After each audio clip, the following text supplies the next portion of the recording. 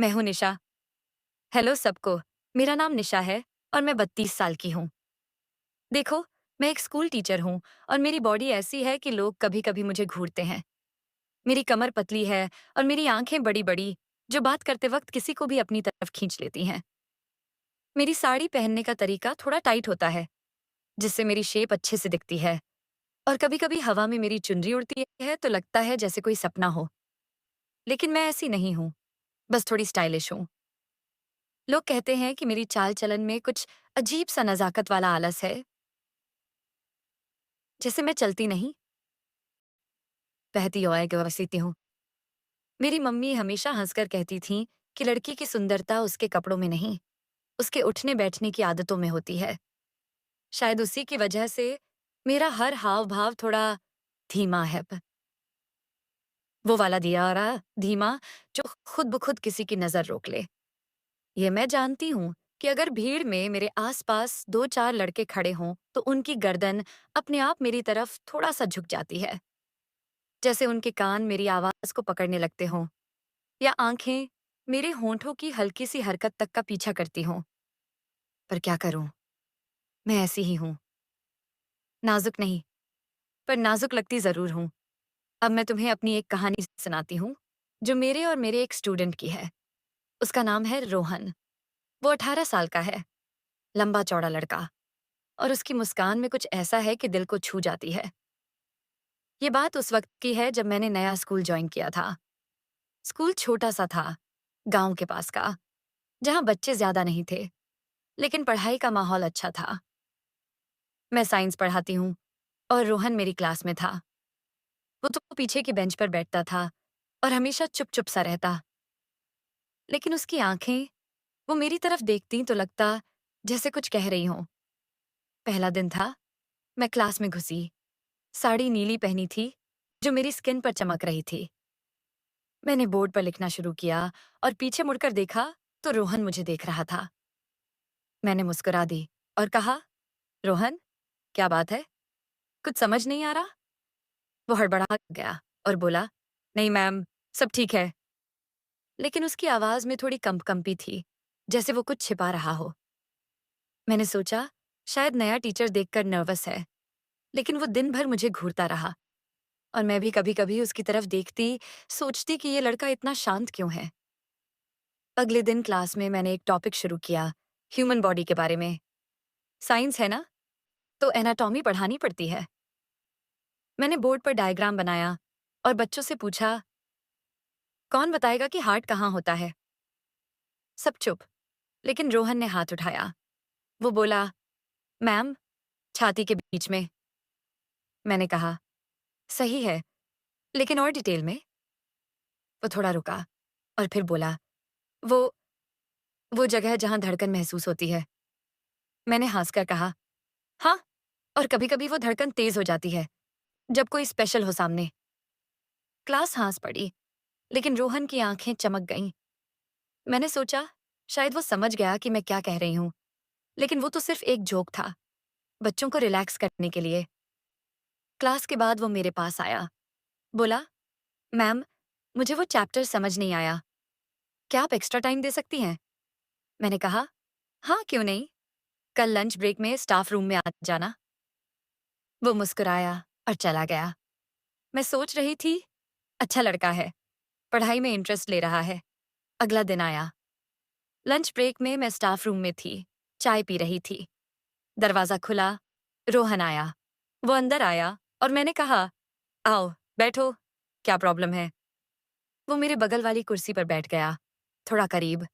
उसकी सांसें तेज थीं और मैंने नोटिस किया कि उसकी शर्ट का ऊपर का बटन खुला था, जैसे वो जल्दी में आया हो।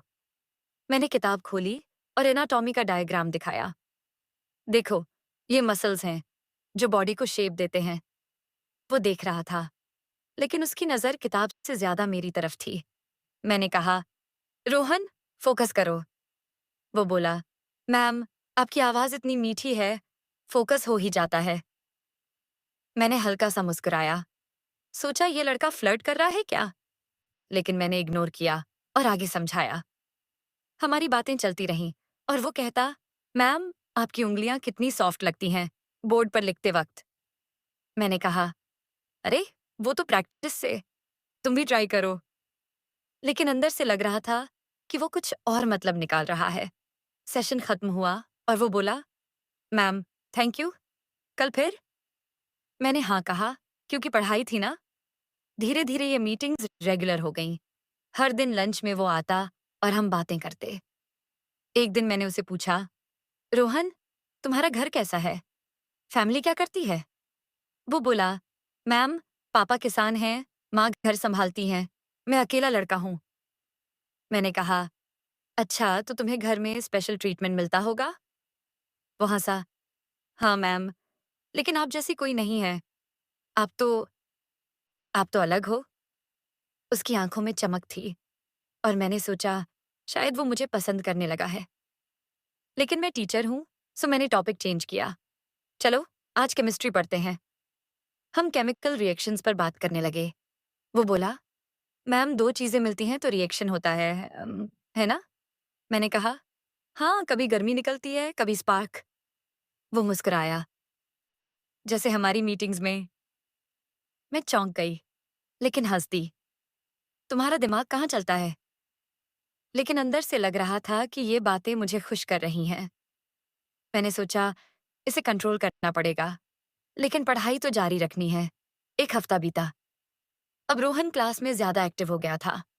वो सवाल पूछता और कभी मेरी तरफ देखकर कहता, मैम, आपकी एक्सप्लेनेशन इतनी क्लियर है, जैसे सब कुछ सामने आ जाता है। क्लास के बच्चे हंसते, लेकिन मुझे लगता कि वो कुछ और कह रहा है। स्टाफ रूम में हमारी मीटिंग्स में अब वो थोड़ा करीब बैठने लगा। एक दिन मैंने अपनी साड़ी की पिन ठीक की और वो देख रहा था। बोला, मैम, आपकी साड़ी आज बहुत फिट लग रही है। मैंने कहा, अरे, बस ऐसे ही, फोकस पढ़ाई पर। लेकिन वो नहीं माना। मैम, आपकी स्किन कितनी स्मूथ है, लगता है जैसे सिल्क। मैंने सोचा, ये लड़का थोड़ा बोल्ड हो रहा है।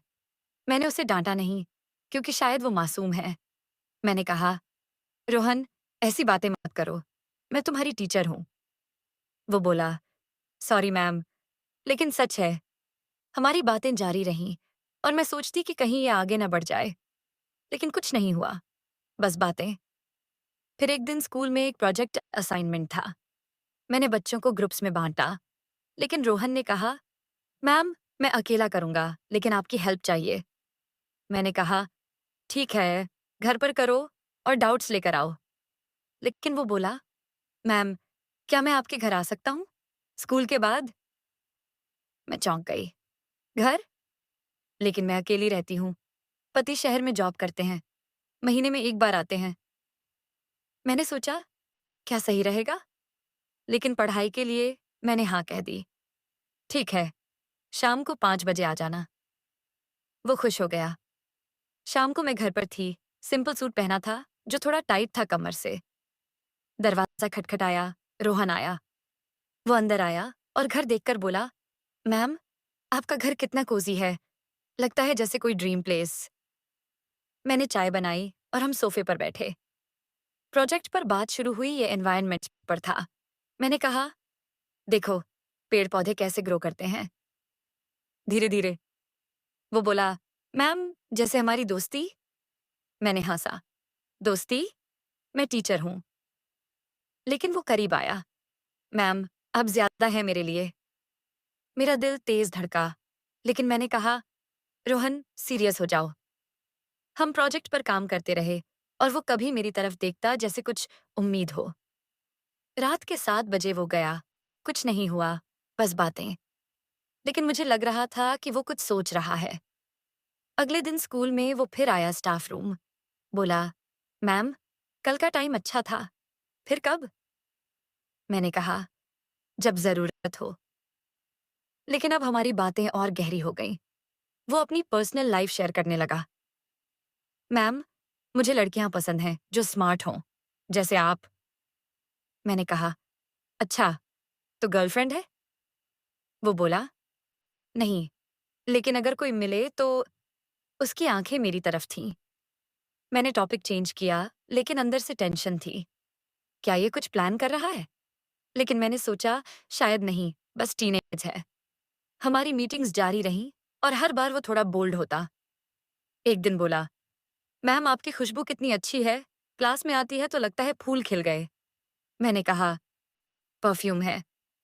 लेकिन वो मुस्कुराया, नहीं मैम, आपकी अपनी। लेकिन मैं चुप रही। धीरे धीरे महीना बीत गया। अब रोहन के ग्रेड्स इंप्रूव हो गए थे। क्लास में वो टॉप पर आने लगा। लेकिन हमारी मीटिंग्स नहीं रुकी। घर पर भी वो आने लगा, प्रोजेक्ट के बहाने। एक शाम हम बालकनी में बैठे थे, चाय पीते। वो बोला, मैम, शाम कितनी सुंदर है। और आप और सुंदर। मैंने कहा, रोहन ऐसी बातें मत करो। लेकिन वो बोला, क्यों मैम, सच तो है। आपकी आंखें जैसे कोई राज छिपा हो। मैंने सोचा, कहीं ये कन्फेस न कर दे। मैंने कहा, चलो, पढ़ाई पर वापस। हम किताबें देखने लगे और वो मेरी उंगली पकड़कर डायग्राम दिखाने लगा। देखो मैम, ये लाइन। उसका टच गर्म था, लेकिन मैंने हाथ हटा लिया। खुद देखो। वो उदास हो गया, लेकिन कुछ नहीं कहा। रात को वो गया और मैं सोचती रही कि ये कहाँ जा रहा है। फिर स्कूल में एक इवेंट हुआ, साइंस फेयर। रोहन ने अपना प्रोजेक्ट बनाया, मेरी हेल्प से। वो जीत गया और स्टेज पर मुझे थैंक यू कहा। मैम, आपकी वजह से। क्लास ने ताली बजाई। बाद में वो मेरे पास आया, बोला, मैम, एक गिफ्ट देना चाहता हूँ। मैंने कहा, क्या? वो बोला, कल घर पर आऊंगा। मैंने हाँ कहा। अगली शाम वो आया, एक छोटा बॉक्स लेकर। अंदर एक नेकलेस था, सिंपल सा। मैम, आपके लिए। मैं चौंक गई। ये क्यों? वो बोला, बस, थैंक यू के लिए। मैंने कहा, नहीं ले सकती, ये गलत है। लेकिन वो जिद कर रहा था। प्लीज मैम, पहनकर देखो। मैंने पहना और वो देखता रहा। कितनी अच्छी लग रही हो। उसकी आवाज भारी थी। मैंने उतार दिया। नहीं रोहन, ये सही नहीं। वो उदास हो गया। क्यों मैम, मैं तो बस। मैंने कहा, तुम स्टूडेंट हो। लेकिन वो बोला, मैं बड़ा हूं मैम, 18 का। टेंशन बढ़ रही थी, लेकिन मैंने उसे भेज दिया। अब हमारी बातें थोड़ी कम हो गईं, लेकिन क्लास में वो मुझे देखता रहता। एक दिन क्लास के बाद वो रुका, बोला, मैम, मुझे आपसे बात करनी है। मैंने कहा, क्या? वो बोला, मैम, मुझे लगता है मैं आपको पसंद करता हूँ। मैं स्तब्ध रह गई। रोहन, ये क्या कह रहे हो? वो बोला, सच मैम, आपकी हर बात, आपका तरीका, सब। मैंने कहा, यह गलत है। मैं शादीशुदा हूँ। वो बोला, लेकिन सर कभी आते नहीं। मैं गुस्सा हो गई। बस चुप, जाओ यहाँ से। वो चला गया, लेकिन उसकी आंखें नम थीं।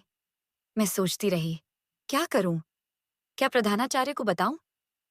लेकिन शायद वो मासूम है, सिर्फ क्रश है। कुछ दिन बीते।